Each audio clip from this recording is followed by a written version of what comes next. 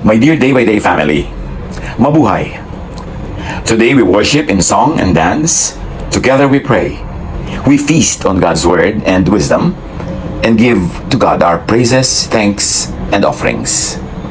Let us break loose from the limiting mold of bodily proximity, transcend our physical shells, and reach out beyond space to God and to one another. To shake and hold hands, to hug, and to give one another holy kisses through this God-sent technology. I pray and wish we were really, physically, actually together now.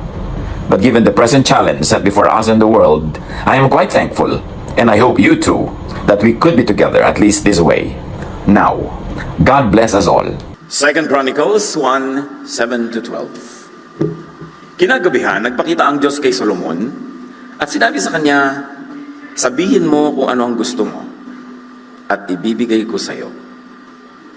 Sumagot si Solomon, Panginoong Yahweh, ginawa ninyo akong hari ng isang lahing sindami ng alikabok sa lupa. Kaya ngayon, ang hiling ko'y bigyan niyo ako ng karunungan at kaalaman upang mapamahalaan ko ang bayang ito. Kung hindi, paano ko pamamahalaan ang malaking bayang ito? Mabuti ang hiniling mo, sagot ng Diyos kay Solomon. Hindi ka naghangad ng kayamanan o karangalan. Hindi mo hiniling ang kamatayan ng iyong mga kaaway o pahabain ang iyong buhay. Sa halip, ang hiningi mo ay karunungan at kaalaman sa pamamalakad sa bayang ito na niloob kong pagharian mo. Ipagkakaloob ko sa iyo ang hinihingi mo. At hindi lamang yan, bibigyan pa kita ng kayamanan at karangalan na kailan may hindi nakamtan ng mga haring nauna sa iyo at hindi kakamtan ng mga susunod pa. Panginoon, salamat. Salamat po dahil kayo ay nagbibigay ng mga dapat at mga kailangan. Salamat sapagkat tumatawag kayo ng mga taong susunod sa inyong kalooban, tulad ni Haring Solomon. At nawa, Panginoon, ngayon kasihan niyo kami ng iyong karunungan, maunawa kung anong kahulugan ng mga ito noon at ngayon din sa aming buhay. Pagpalain niyo po yung mga anak sa inyong bulwagan at nawa ang pangalan niyo mataas, kaliwanagan niyo ang magningning sa aming kapaligiran. Dinadalangin namin kayo ang mangaral at mangusap sa ngalan ng iyong anak na si Jesus. Ask right. Humingi ng tama. At ating isa-isahin, gunitain ang mga naganap sa mahalagang gabi na iyon na si Solomon ay nakakita ng pangitain ng Panginoon at siya kinausap at binigyan siya, ask for what you want. 2 Chronicles 1:7. God appeared to Solomon that night in a dream and said, Solomon, ask for anything you want, and I will give it to you. It was a blank check, a fully loaded mega debit card. But it was also a trial. What would he ask for? Kung kayo nasa lagay ni Solomon, what would you ask for? Pag may blank check, anong isusulat nyo?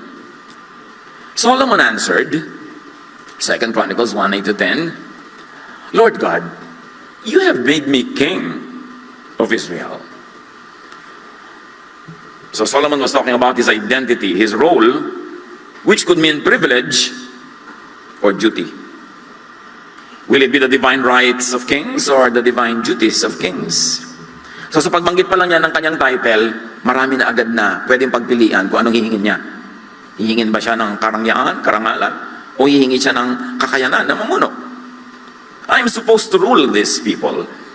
But yes, there are as many. But there are as many as them as the dust. So he will govern. And when he governs, will he get or will he give? Because governors can get from their people or could give to their people. And the people were numerous. It would have been profitable to exploit them because there were so many, but daunting and challenging to satisfy them. That's on the shoulder of the king. So make me wise. Solomon implores God, give me the knowledge I'll need to be the king of this great nation of yours. Lahat ng sinabi dito ni Solomon, napaka-correct. He asked for knowledge, not vanity. He asked for know-how, for skill, so he could govern. And it was very clear to him that the nation was not his. The nation was God's. Sabi niya, tinawag niyo po ako para pangunahan ng mga tao. Hindi ko naman talaga tao, kundi tao niyo. Sakop ko lang kunwari, pero ang totoo ay sakop nyo. Anong hihingin ko kundi karunungan? Para papamunuan sila, tulad ng pamumuno ninyo. Kailangan kong maging tulad ninyo. 2 Chronicles 1:11. God replied, Solomon, you could have asked me to make you rich or famous, or to let you live a long time. You could have been self-centered. You had the privilege to ask. Or you could have asked for your enemies to be destroyed. You could have asked and opted to be destructive. And instead, you asked for wisdom and knowledge to rule my people. But instead, you want to be creative, to be talented, and to be nourishing. So God eloquently declared Solomon's request. It was not self-serving. And this is what a true leader is. Solomon asked for wisdom and knowledge to be able to rule well. A functional tool to serve, the ability for good servanthood. Solomon asked the wise and able God King for wisdom and ability. In fact, Solomon asked to be like God. The loving, caring, sustaining, nourishing God. Sa ancient Tagalog, meron tayong tawag sa manlilikha, bathala. At yan ang galing yung salitang bahala.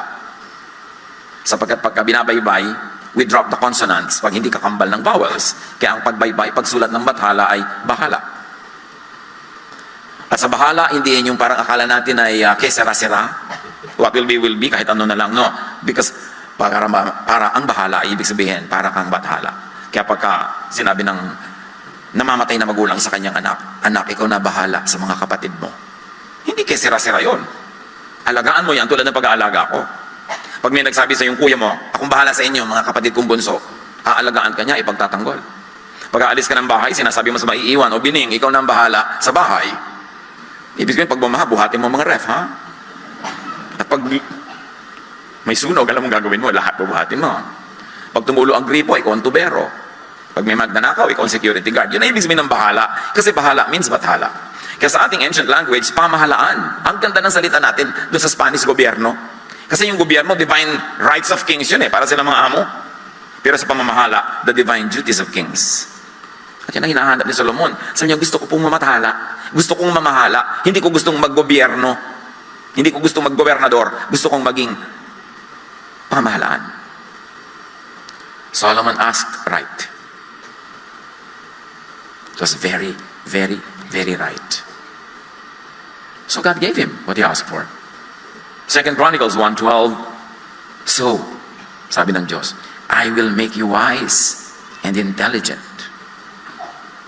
Siyempre, pag wise and intelligent, lahat kasunod na. Kahit ang yaman-yaman mo, may minana ka, pero hindi ka wise and intelligent, ilang taon lang, ubos na yon. Pero yung ipinanganak sa hirap, pero matalino, yun ang magkakaroon ng kayamanan sa buhay. Parang sinabi ng Diyos, your request is to be like me. To be kind. To be the kind of king that I am. Ako yung sinasabi mo eh. Your request is for me to give you what I really want to give you. You are requesting for what I really will. Yan ang will ko. So, of course, request granted. 1 John 5:14, this is the confidence we have in approaching God. That if we ask anything according to His will, He hears us.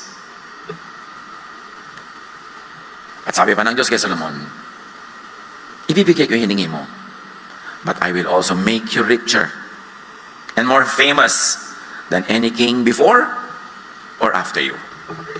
Hindi mo hinangad, hindi mo ginuni-guni, hindi mo pinagpunyagian. You did not worm yourself into this position. You did not get into all kinds of intrigues and deadly competitions. I'm going to give it to you for free.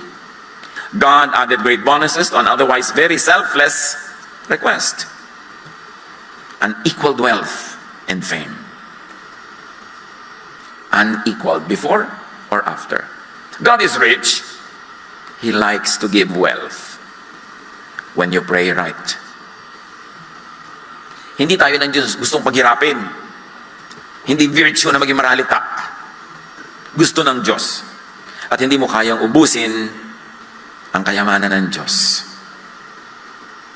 So naging hari si Solomon, naging tanyag, at nabalitaan siya ng isang napakaganda at napakahiyam at napakamakapangyarihang reyna in the south of the continent sa Sheba, the land of Sheba. 1 Kings 10:1-4. nabalitaan ng reyna ng Sheba ang katanyagan ni Solomon. Kaya't nagsadya siya upang subukin ito sa pamamagitan ng mahihirap na katanungan. Kings and queens visited or sent ambassadors to hear Solomon's wisdom. Nung kanyang katanyagan, ng mga hari at mga reyna sa iba't ibang bansa ay nagpapadala ng mga sugo to sit in Solomon's court and hear his wisdom and report everything verbatim to the monarch who sent them. Kasi gustong-gusto nilang maistro ang utak ni Solomon. Gustong-gusto nilang makuha ang laman nun dahil punong-puno ng karunungan. Pinagdarayo pa ng reyna ng Sheba na ubod ng layo at binahal niya ang pagkarami-raming kayamanan si Solomon. Humanga ang reyna sa karunungan ni Solomon at sa palasyong ipinagawa nito. Minsan may mga magaganda ang palasyo pero hindi marunong, so nawawala din yung palasyo. Napansin niya ang pagkain sa harapan ng hari. Sagana, masarap. Ang mga tirahan ng kanyang mga opisyal at ang kaayusan ng kanyang mga tauhan. So hindi lang siya ang maayos, pati mga tauhan niya maayos. Napansin din niya ang kanyang kasuotan. At binanggit din niya ni Jesus sa pagpuri niya sa mga bulaklak. Sabi niya, not even Solomon was dressed like this. Ibig sabihin, kahit si Solomon was so well-dressed, yung mga damo sa parang, binibihisan ng Diyos ng pagkarangya-rangya din. Pero si Solomon yung sukatan ng ganda ng bihis. At napansin din ng reyna ang mga taga-dulot niya ng inumin. Ang handog na nialay niya sa templo. Napansin din ng reyna ang offerings. Hangang-hanga siya sa offerings na idinudulot sa templo. Hangang-hanga ang reyna sa kanyang nakita. And remember, royal din siya. This approval is peer-reviewed. Hindi ng mga kung sino lang, ng marunong manuri, ng manurong mangilatis, hangang-hanga siya kay Solomon. Kaya't sinabi niya sa hari, totoo nga palang lahat ng narinig ko tungkol sa inyo at ang inyong karunungan. Hindi ko mapaniwalaan ang mga sinasabi nila sa akin tungkol sa inyo. Ngunit ngayong nakita ko na ang lahat, napatunayan kong wala pa pala sa kalahati ang ibinalita sa akin. Sapagkat ang inyong karunungan ay talagang higit kaysa ibinalita nila. Napakapalad ng inyong mga asawa. Noon yun ngayon isa lang. Napakapalad ng inyong mga asawa. And this is a mark of a great man. Maalaga at masustento sa asawa. Mga wives, panahon nyo ng kalabitin nyo, katabi nyo ang asawa. Sabi, napakapalad ng mga asawa nyo. Pati mga tauhan nyo, lahat kayo. Mapalad ang inyong mga tauhan sapagkat lagi nilang naririnig ang inyong karunungan. Hindi sinabing dahil magaganda ang damit nila, masarap ang pagkain nila, marunong dong reynang to eh. Sabi niya, napakapalad ng mga tao dito sa inyong palasyo dahil silang kauna-unahang nakakarinig ng inyong karunungan. Laging makinig sa marunong. Because blessings will come through those who are wise, not through the foolish. Purihin si Yahweh ang inyong Diyos na nagpala sa inyo at naglagay sa inyo sa trono ng Israel. Dahil sa patotoo ni Solomon at ng kanyang mga tauhan, napuri ng isang reynang hindi mananampalataya ang Diyos. Dahil sa walang katapusang pag-ibig ni Yahweh sa Israel, ginawa niya kayong hari upang mamahala dito at magpairal ng katarungan. So ang kapakanan ng taong bayan ang tunay na pakay ng Diyos sa pagpili at pagpapala kay Solomon at hindi yung lingid sa reyna ng Sheba. Si Haring Solomon ang pinakamarunong at pinakamayaman sa lahat ng mga hari sa buong mundo. Dinadayo siya ng mga tao mula sa lahat ng panig ng daigdig upang marinig ang karunungang ibinibigay sa kanya ng Diyos. Maraming aral. Pag tama ang hinihingi, pinagpapala ang tao. Kung ikay hari, ikay namamahala, ikaw ay magulang, ikaw ay kapatid, ikaw ay manager, ikaw ay may-ari ng isang pabrika, dapat tama ang hinihingi mo sa Diyos. Kasi sa pagiging tama ng hinihingi mo, pati mga tauhan mo at nasasakupan, mapagpapala. Pero kung ano-ano mga kaburaraan ang pinaghihingi mo sa Diyos, madadamay din ng mga taong nasa ilalim ng iyong sakop.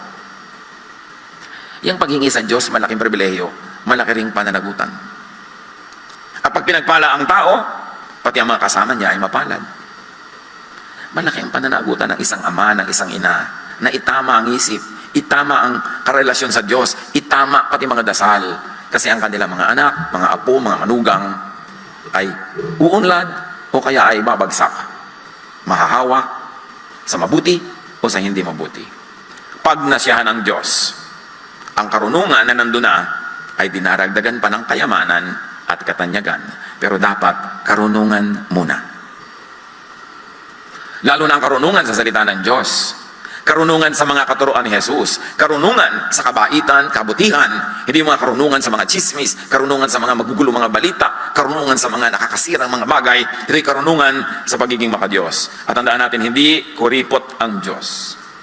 Hindi niya hangad na maghirap ang mga matapat sa Kanya. Proverbs 15:6, the house of the righteous contains great treasure. Huwag kayo na-offend kung may makadiyos, mga lingkod ng Diyos, tapos ang ganda ng bahay, ang daming laman na kayamanan. Sinabi na, the house of the righteous contains great treasure. It is the pleasure of God to give to the righteous many bonuses. Ministry doesn't have to mean poverty. Huwag i-glorify yan. Hindi yan ang kalooban ng Diyos. Kailangan lang siyempre, marunong ka. Katulad ni Solomon, hindi lang siya umaasa sa mga sweldo ng hari. Marami siyang pangangalakal, marami siyang mga ginagawang kapakipakinabang, kaya lalo pa siyang yumaman. Marami siyang diplomatic missions to foreign countries. Marami siyang diplomatic ties with many monarchs and kings. That's why under his leadership, Israel enjoyed a long time of peace. Lahat ng giyera ginawa ng tatay niyang si David. Yun ang napa-assign sa kanya to consolidate the kingdom. But Solomon kept the kingdom that was already consolidated and made it prosperous and famous. The city of learning. And Solomon built the temple. Ang bulwagan ng Panginoon sa Jerusalem.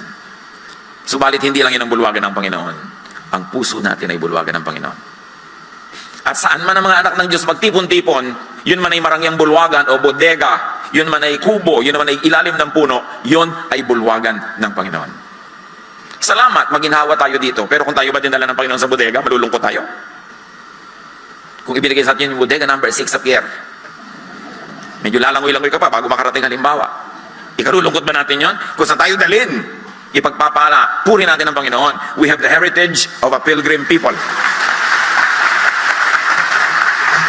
At konting commercial mula sa aking message dahil marami sigurong tanong sa inyo, ba't ba tayo nandito ngayon? Nung Martes, tumawag ng meeting ang Cultural Center of the Philippines na may-ari ng Folk Arts Theater, only to tell us that they have found new defects in the building and immediately they wanted us out. So I will not permit any one of you to enter that hall after hearing that. But there's thousands of you. Martes, alas 2 ng hapon, bigla tayong homeless. Miyerkules may service, ngayong linggo may service. Kung ano-anong pumasok sa balintataw ng inyong lingkod. Magtayo tayo ng mga tent dyan sa quadrangle, sa may flagpole, para makapag-meet ngayon. Hinahanap namin kung ano-ano mga hotel, mga ballroom, mga puno. Bago nagsara ang opisina ng Martes, mga kapatid, ibinigay sa atin ng Panginoon ng bulwagang ito. At yung mga magre-reklamo sa inyo, ba't wala tayo doon? Sige, doon kayo. Dito kami. Dinala tayo ng Panginoon. It's so wonderful, it's miraculous. Buong buwan ng Agosto, dito tayo, nakabook na lahat, at inaayos natin, dito na tayo hanggang bumalik ang Panginoon. Gusto niyo ba dito? Masyadong bigla-biglaan. Masyadong ora-orada. So salamat, napakasipag ng ating mga staff, mga workers, mga volunteers. Ngayon po, puspusan tayong naghahakot palabas ng lahat ng gamit na naipon sa loob ng 14 na taon. At pipilitin natin isiksik sa ating gusali. Noon pong mga 1990s, nagpatayo na tayo ng gusali. Bumili na tayo ng lote. Kaya lang sa pagdadagdag ng Panginoon sa atin, hindi na natin mapagkasya tao. We suddenly outgrew the building in Makati. Kaya tayo nagpalaboy-laboy kung saan-saan. Parang Exodus. Magaganda naman ang dalabuyan natin. Salamat sa Diyos. Pero ngayon narito tayo. Ito ngayon ang bulwagan ng Panginoon. Purihin ang Diyos. God is super wealthy and kind. Pero kung minsan ina-assign ka niya sa isang lugar na hindi wealthy, assignment mo yun, take it. Kanya-kanyang assignment. Kanya-kanyang panahon. Psalm 24:1, the earth is the Lord's and everything in it, the world and all who live in it. So dapat, alam mo yun, pag nananalangin ka, mayaman ang Diyos mo. Hindi kanya gustong tipirin. Ang tanong lang, are you asking right? Ikaw sabi, kung gagawin kitang hari, baka tanong mo, ilan po ang mga diamante sa aking kwintas? Yun agad ang mga tanong-tanong mo. Kailangan tama ang tanong. Ask God for what you need in order to do your assigned task. And this is your task as a father, as a mother, as a sister, as a brother, as a corporate official, as government worker. Ask God for what you need in order to do your assigned task. Your work, your duty, your ministry. Yun ang dapat number 1 hinihingi. Ephesians 2:10, for we are God's handiwork, created in Christ Jesus to do good works, which God prepared in advance for us to do. In one sentence, sinabi, lahat tayo may nakatakdang mission sa buhay. Walang useless, walang taong walang halaga. Hindi pwedeng wala kang mission. Sabi ganon, tayo'y gawa ng Diyos, created in Jesus, to do good works. At yan ay inihanda na ng Diyos bago man tayo isinilang. Ikaw ay nilikha, sinadya para sa isa o higit pa sa isang mahalagang mission mo sa buhay. Bawat isa ay may takdang assignment. Kaya si Solomon, nung tinanong siya, ano bang hiling mo? Yung assignment niya, agad ang kinlarify niya. Ginawa niyo po akong king. Yun ang assignment ko ngayon. So dapat lang na ang hingin ko, yung hinihingi ng isang king. But will I be a king who takes or gives? Will I be a king who creates or destroys? Created by God. The office of the king is supposed to be caring and nourishing. And that's why Solomon asked right. So anong papel niyo sa buhay ngayon? Minsan ang papel natin panghabang buhay, meron naman seasonal. Anong papel nyo ngayon? Ang hinihingi nyo dapat sa Panginoon, yung kakayanan na magampanan ng papel na yun. Nang mabuti. Sapagkat kung mabuti ang pagganap natin ating papel, ang lahat ng ating mga katrabaho, lahat ng ating sakop, lahat ng ating pinaglilingkuran o naglilingkod sa atin, napapabuti. Hindi lang yan sa pagiging hari. Kahit ikaw'y manager ng 3 tauhan, hinirang ka ng Diyos. Hindi lang para sa iyong sarili. Binibigyan ka ng mga tauhan para lingapin mo sila. Hindi lang sila para pagtrabahuhin. Kailangan kasama sila sa mga tubo, kasama sila sa ating mga prophet. Hindi ikaw lang umaasenso, sila naiiwan. Kaya napansin niya yung Queen of Sheba, pati mga tauhan, nagaganda ng bihis. Maayos sila. Hindi sinosolo ng hari ang kayamanan, lahat binibigyan. Pag nasa tamang pwesto, magiging mabunga, magiging maasenso. Kaya mga ibang tao, bakit po kaya hindi ako maasenso, hindi ako mabunga, hirap na ako, nagsisikap ako. Nasa mali ka siguro ng lugar. Iwan namang cactus ka, nagpipilit ka dyan sa batis. Ano mangyayari talaga sa'yo? Dapat nandun ka sa buhangin para ka doon manariwa. So unahin na ito, alamin ang papel at misyon nyo sa buhay. Alam nyo na ba? Kasi pag alam natin ang misyon natin sa buhay, hindi tayo iinip, hindi tayo nalulungkot, hindi tayo na-stress at na pupuno ng mga depression. Kasi may mission ka, alam mo kung saan ka dapat makarating, dapat palapit ka ng palapit doon everyday. At kung natapos na yun, may bago uli. Alamin ang papel nyo sa buhay. Ang papel nyo sa bayang ito, ang papel nyo sa inyong community, sa inyong pamilya, sa ating church, ang papel nyo sa inyong magkakaibigan. May papel ka sa bawat katipunan na kinabibilangan natin. At lumugar. Tatay ka, magpakatatay ka. Anak ka, magpakaanak. Teacher, magpaka-teacher. Lumugar. Because God is God of order. Gawin ito. Develop your knowledge and skills and experience. Contribute to the world. Contribute to your world. God assigned you to do that. And when you do that and others also do their assignments, you all mutually help one another, you nourish each other, and we all end up being happy, joyful, peaceful, prosperous. Pagka ikaw ay ginagawa mong yung tungkulin, ginagawa din ng iba yung tungkulin nila, lahat tayo nabibiyayaan. Kasi ang pinaglilingkuran naman natin ay ang isa't isa. But when you're absent from your correct position, it is empty. Or somebody else who takes her correct position must do dual roles to take your vacant position. Kaya dapat nasa lugar. Ask God for empowerment to be a good worker, a good leader, or a good follower, kung ano man ang papel mo sa oras na ito. Know your place. That was the sin of Lucifer. He forgot his place. He tried to usurp the authority of God. Satan tried to be the God of people, trying to take the place of God.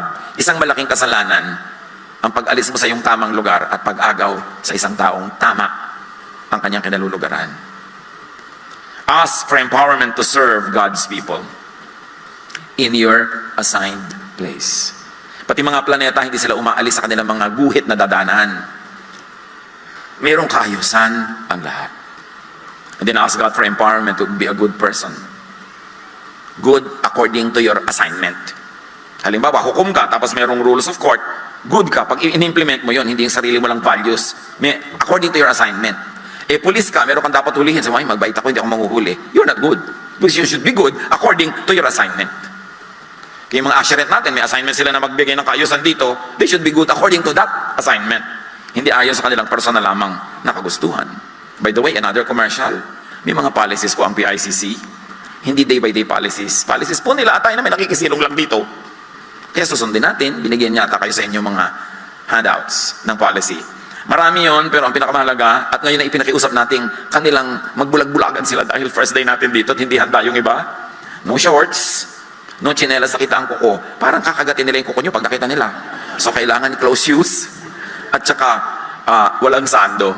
na panglabas, baka minsan doon yung nasa loob, hindi yung bawal.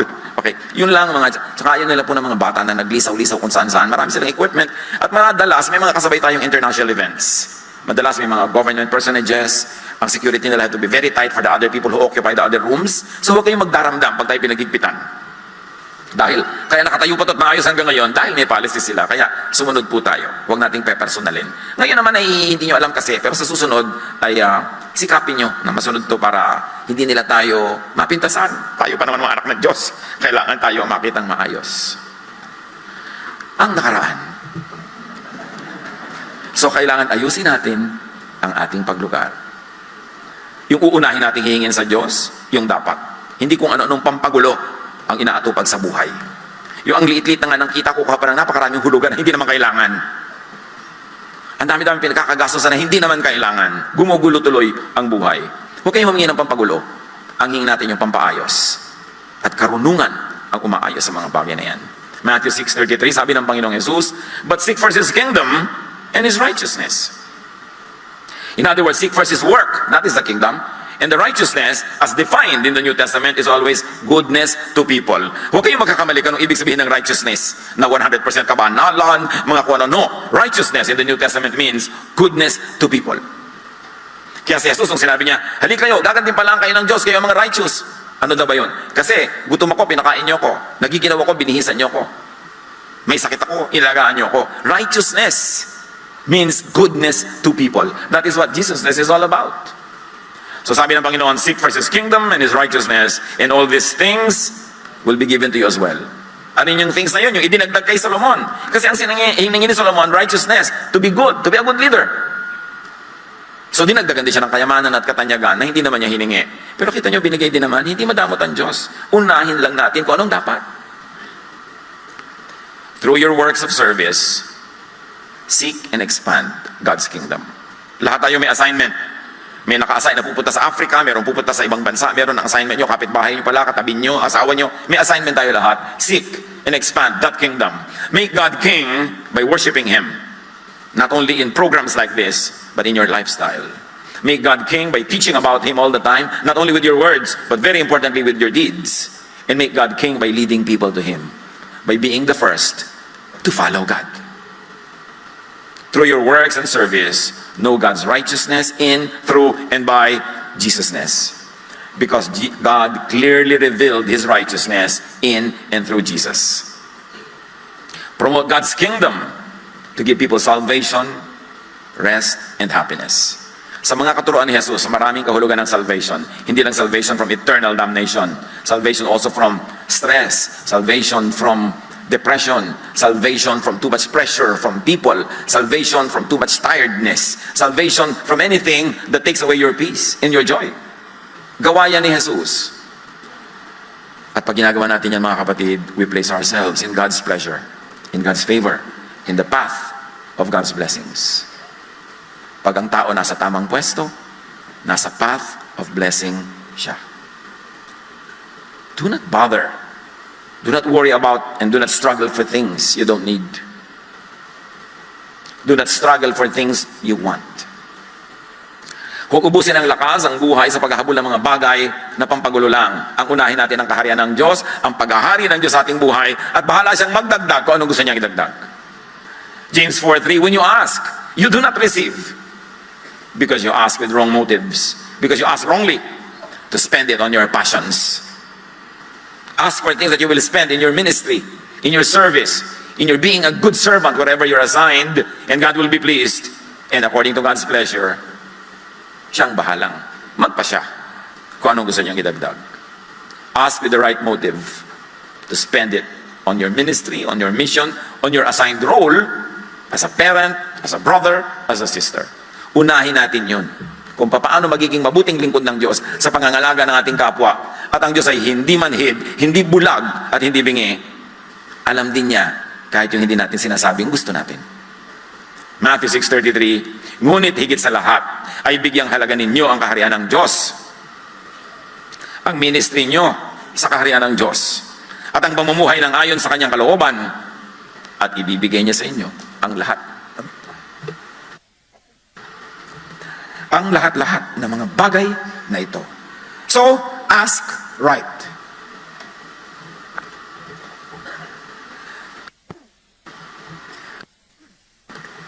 Very importantly, ask with the right motive. Now, asking is not only verbal.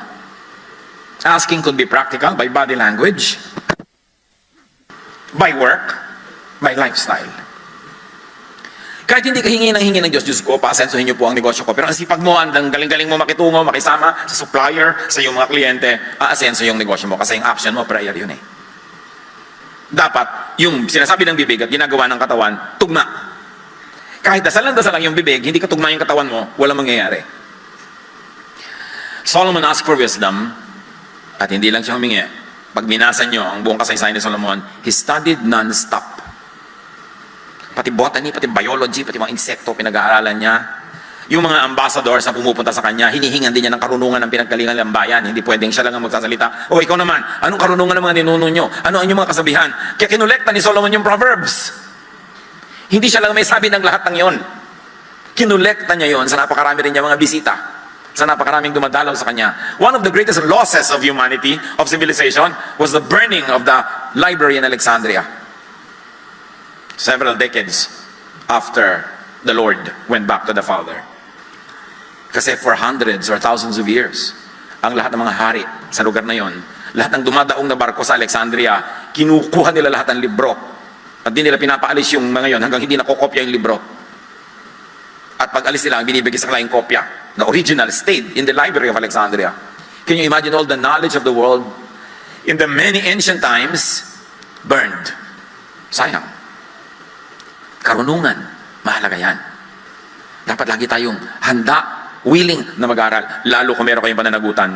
Lalo kung meron tayong posisyon, meron tayong mga sakop. Dapat laki ng laking utak mo. Kasi kung gano'n lang kalaki utak mo, doon mo lang madadala yung mga sakop. Doon mo lang madadala ang mga sumusunod sa'yo. Eh kung sumasawa na kayo, kaiikot sa isang metro kwadrado dahil hanggang doon lang ang alam mo, edi siyempre kawawa naman yung nakikinig sa'yo. Kailangan runong ng runong para maraming naituturo. Lalo mga magulang, kahit walang formal education, aral ng aral, hanap ng karunungan. Kasi kayo ang hahanapan ng payo ng inyong mga anak, ng inyong mga apo. Kailangan marunong. Iba ang advantage ng mga anak na mga magulang marunong. Na ilalayo sila sa maraming kapahamakan, nadadala sila sa maraming mga kabutihan sa buhay. Anong lesson from Solomon? Ask right. Don't just ask. Mapalad ang mga bayang palaaral ng mga hari. Kawawa naman yung mga bayan, ang mga pinuno nila, mangmang. Yung kamangmangan nasa practical, kasi marami naman hindi naman sila formally educated, pero magagaling din. Ha? Yan ay kinikilala natin. Pero yung kahit sa formal, kahit sa practical, mangmang, kawawa naman ang pangungunahan ng mga ganon. Biyayaan ng ating mga sakop, mga naka-assign sa atin ng mga alaga, sa pamamagitan ng patuloy na pag-aaral, lalo kung kayo nangangaral, kung kayo nagtuturo, sa kapaghuhugot ng mga ituturo, kung ito mo pinapalaki ang iyong kaalaman. It's important na patuloy tayo sa self-improvement. Ano ang hinihingi niyo sa Diyos? Conscious ba tayo kung anong pinaghihingi natin o kung ano lang maisipan? Ano talaga? Yung major things that you ask of God. Tama ba ang hinihingi natin? Tama ba ang paghingi? Kasi alam natin, when we ask according to God's will, He hears us. He says yes. And He's just too eager to give. So ask right. Panginoon, salamat po na pwede kaming humingi sa inyo. Pakalinawin niyo sa amin, turuan niyo kami kung paano humingi ng tama at kung paano tama ang hihingin. Mayaman kayo, mabait, mapagbigay. Ang paraan lang ng paghingi namin at ang mga inuuna naming hingin ang nagiging dahilan para kami sagutin niyo o hindi. Pagbulay-bulayan natin ito mga kapatid, sandali manahimik tayo. Review what you ask of God. Review how you live and how that is compatible with what you ask of God. Panginoon, sa ilang saglit, turuan mo kami na gawing personal itong napakagandang lesson namin from Solomon to ask right. Be with the Lord in silent reflection. Maraming salamat po, Panginoon.